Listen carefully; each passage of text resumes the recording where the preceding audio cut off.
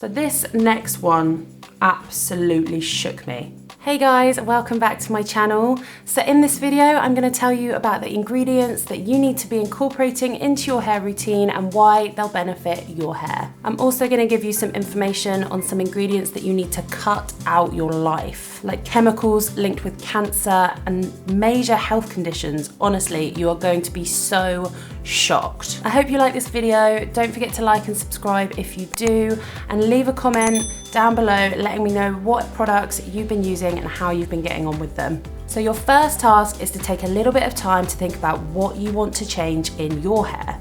Do you over bleach your hair?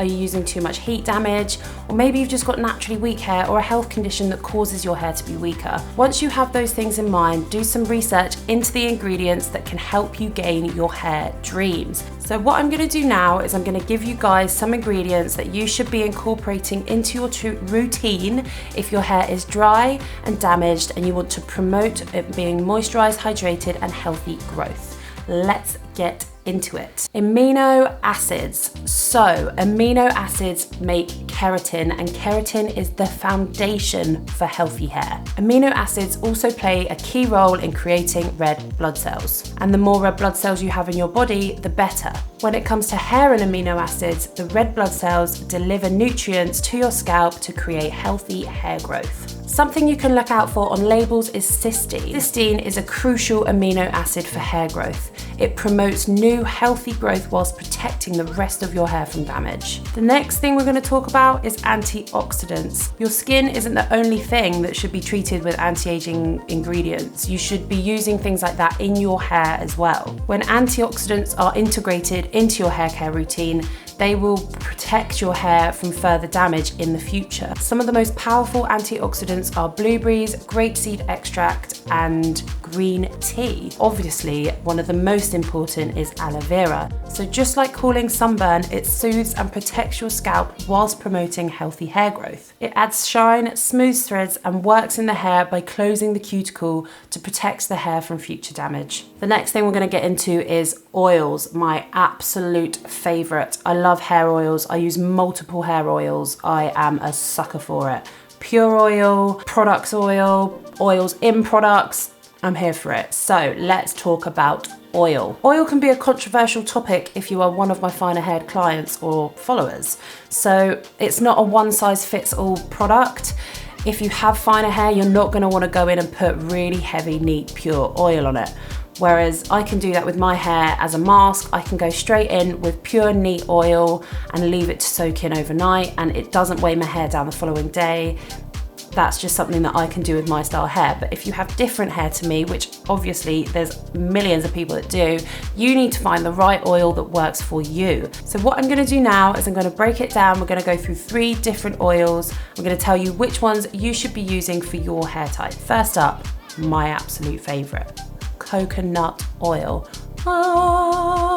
So coconut oil creates a seal of oil around the hair, literally locking in moisture, penetrating right through into the cortex, and literally every strand of your hair is going to be moisturized by coconut oil. It's an anti-inflammatory nut oil that moisturizes and hydrates the hair strand, the follicle, every part of hair that you put this oil on. It's going to get a moisture kick, it's going to get a hydration kick, it's going to smooth frizz, it's going to repair damage. It's something you need to incorporate in your hair routine. This is an excellent mask used overnight. I do this, a lot of my clients do this, a lot of my friends do this. Smother your hair in it the night before you're gonna wash your hair, leave it on, sleep with it on, wash it out the next day, glorious. I actually did it last night because I went for a swim in the sea yesterday and my hair was so knotty. So I spent about an hour smothering it in coconut oil and brushing it all through. I plaited it, I slept in it, I've washed it this morning and it is so soft, like almost like too soft. You're probably not gonna love coconut oil if you've got fine hair. If you do have finer hair, you don't like coconut oil, you want a different oil to replace it. Something lighter, something softer in the hair, it's not as heavyweight. Well, then, ladies and gents, Argan oil is for you. It is naturally lighter in consistency, but it's still the same as coconut oil. It penetrates through those layers right to the cortex of the hair, and it's gonna lock in all that moisture and all that hydration just as coconut oil does. It also has vitamin A, E, and C, I think. I'm gonna check. Vitamins A, E, and C, as well as filled with omega-6, which is great for your hair. It controls frizz, it helps with damage, it adds hydration, it adds moisture, and it locks all of that in. So the same, if you're a finer hair lady, you can go through with this and do exactly the same routine with the mask, but it's just not gonna be as heavy. But the following morning when you wash it out, you might wanna do 2 shampoos rather than 1 if you only usually do 1.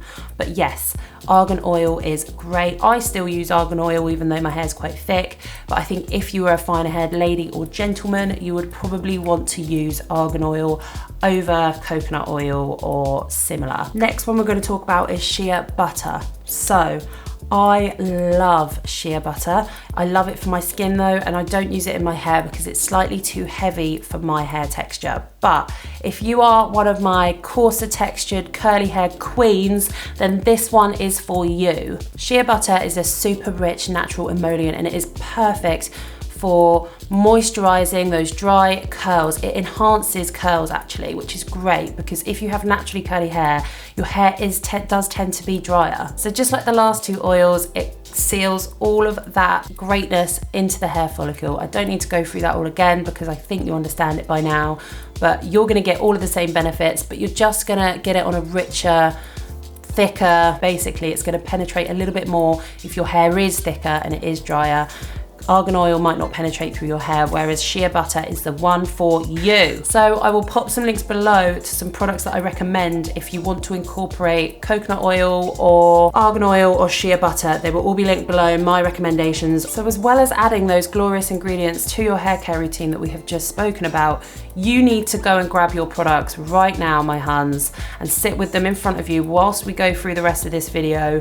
And if I mention anything that is on the back of your label thing, on the back of the shampoo or conditioner, any hair care products that you've got, you need to bin it. You need to throw it out. It's essential. Sulfates. If your shampoo and conditioner does not say sulfate free, throw it away. Sulfates are a very strong chemical that work through a chemical reaction. So basically, you get your shampoo, you put it on your scalp with all your sort of natural oils and sebum with a little bit of water from the shower, and you massage that through. That lather is creating that chemical reaction.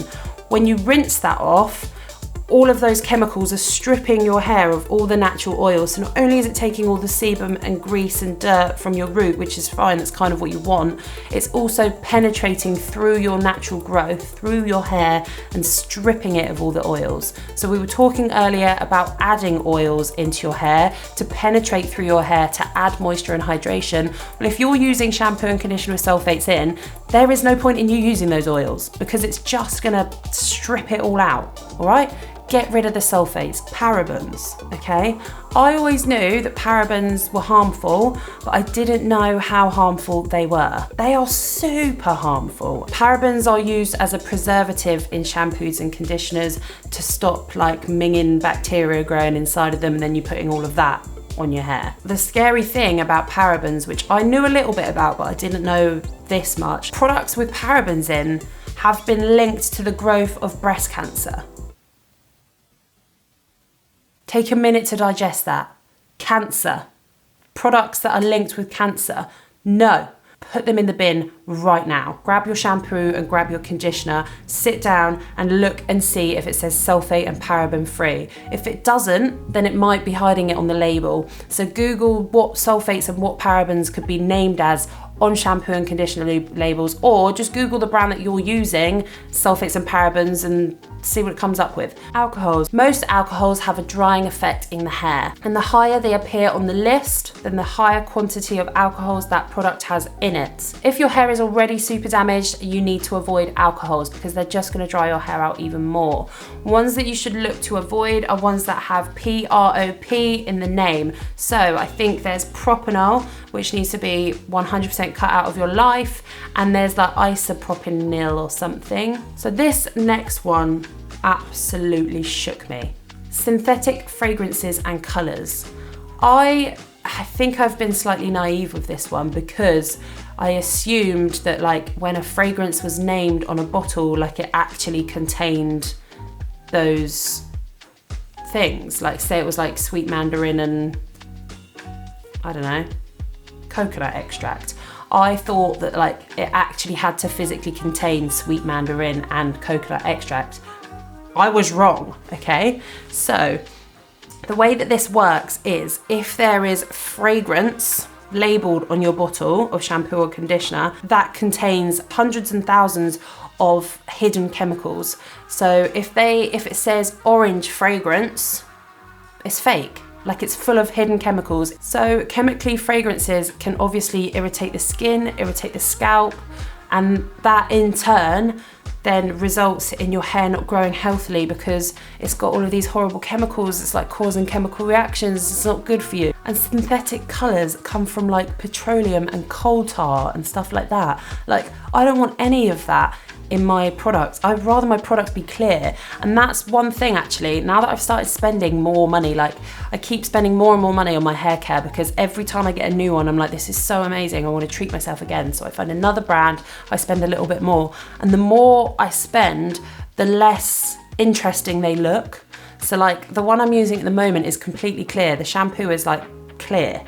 Whereas most things, like you get some that are like blue and I'm like, why is it blue? Like it shouldn't be blue. And now I'm thinking, is that just a fake color that I've been putting all over my hair and it's full of hidden chemicals that are really harmful and like links to serious health conditions? Some of the things that you see on the back of shampoo and conditioners, like I can't even say them, like I can't even pronounce them, and that makes me think like, what is it? I thought I was pretty clued up on this kind of stuff, like being a hairdresser, but it's really opened my eyes up to it.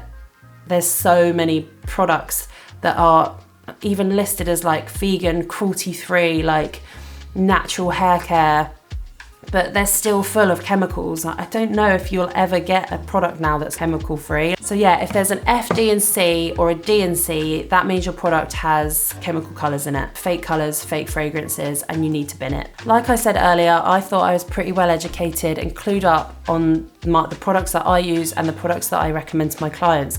But in reality, there's loads more that I need to learn. When I was planning this video, I was shocked by some of the things that I found out. What you put on your skin and your face is really important. It's imperative that you know what ingredients you're using. Because seriously, if you use products like that your whole life, your hair's just gonna get worse and worse and worse.